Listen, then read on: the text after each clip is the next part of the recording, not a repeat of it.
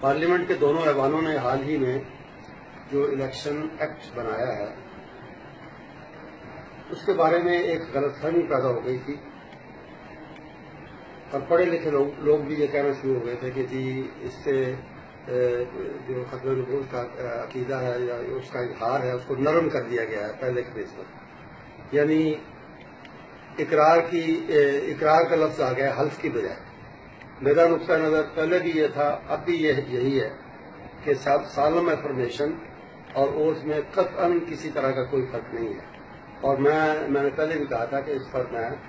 جس کو اس بات کی سمجھ نہیں آ سکی میں اسے سمجھانے کے لیے، ان سے بات کرنے کے لیے، میں مناظرہ کرنے کے لیے بھی تیار ہوں۔ آج نوائے وقت میں جو چھپا ہے جمعیت اہل حدیث کے سربراہ اور نون لیگ کے اتحادی اور نون لیگ کے خیراتی سینیٹر ساجد میر کی طرف سے،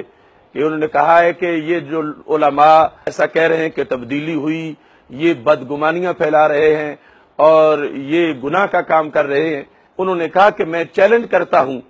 کہ مجھ سے مناظرہ کر لیں کہ اس میں کوئی تبدیلی نہیں ہوئی۔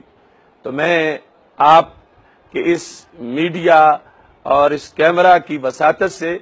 سینیٹر ساجد میر کے چیلنج کو قبول کرتا ہوں، وہ جس بھی چینل پہ چاہیں مجھ سے مناظرہ کریں، میں ثابت کروں گا کہ پارلیمنٹ میں 2 اکتوبر کو سیاہ ترین کرتوت کے نتیجے میں ختم نبوت کے لحاظ سے ترمیم کی گئی ہے اور ایمان پر بہت بڑا حملہ کیا گیا ہے۔ میں ہر وقت اس مناظرے کے لیے تیار رہوں گا۔ ساجد میر کی طرف سے یعنی جو بھی جگہ معین کی گئی، میں اس جگہ پہ اس چینل پر جا کر لائیو مناظرے کے لیے میں تیار رہوں گا، اور ساتھ ہی اس سلسلہ میں ہم پورے ملک میں تحریک ختم نبوت شروع کر رہے ہیں، جس کے سلسلہ میں 6 اکتوبر کو پورے ملک میں جمعہ کے دن یوم تاجدار ختم نبوت صلی اللہ علیہ وسلم منایا جائے گا، اور تمام مساجد میں ہزاروں خطیب اس موضوع پہ خطبہ دیں گے۔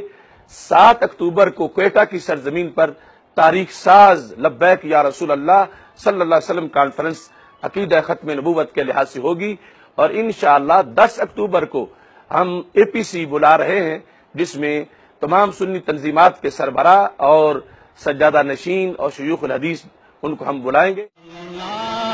اللہ اللہ